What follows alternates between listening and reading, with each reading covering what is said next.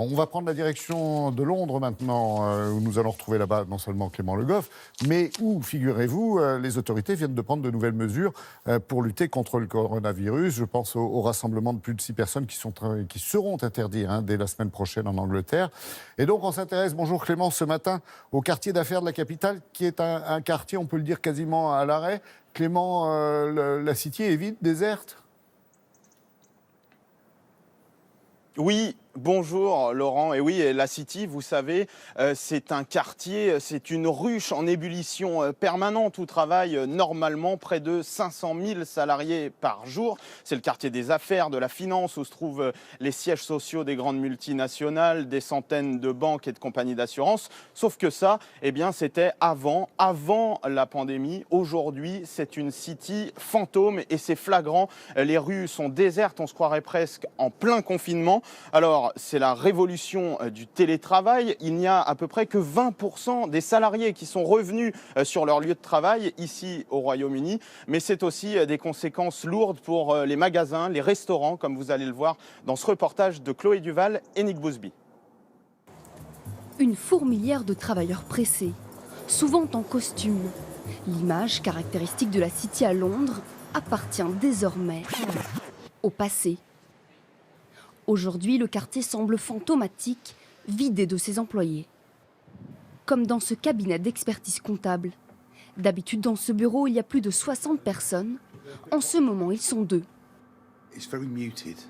C'est très silencieux, on dirait un week-end, un dimanche. Tous les jours ont l'air d'être un dimanche. Ce sont des conditions de travail très étranges. J'aime bien travailler parfois à la maison, car c'était rare avant. Mais j'espère vraiment que ça ne sera pas la nouvelle norme. Les autres sont chez eux, en télétravail. Mais pour le directeur, cela a ses limites. Pour notre société, c'est compliqué d'avancer sans organiser de réunions de face à face pour se développer. Donc on essaie de s'adapter, mais c'est sûr que les gens vont être amenés à travailler de façon plus flexible à l'avenir, à la fois à la maison et au bureau. Et on devra utiliser des salles de réunion de manière différente. Tout sera différent. Les commerces et les restaurants, d'habitude bondés par la clientèle de col blanc, subissent la faible fréquentation du quartier. Dans ce restaurant, la majorité des tables restent vides.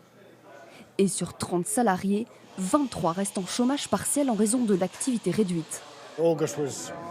En août, on n'a presque pas eu de clients.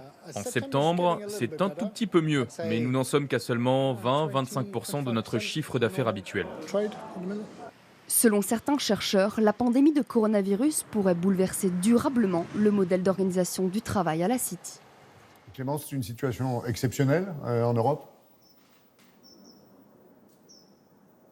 Oui, alors la situation, elle est très différente suivant les pays et comme souvent, on peut diviser l'Europe en deux. D'un côté, il y a l'Europe du Nord pour qui c'est un changement structurel qui est en cours. Ici au Royaume-Uni, par exemple, le télétravail était déjà pratiqué. En Suède, en Norvège, par exemple, les autorités le recommandent jusqu'à la fin de l'année. Il va être systématisé.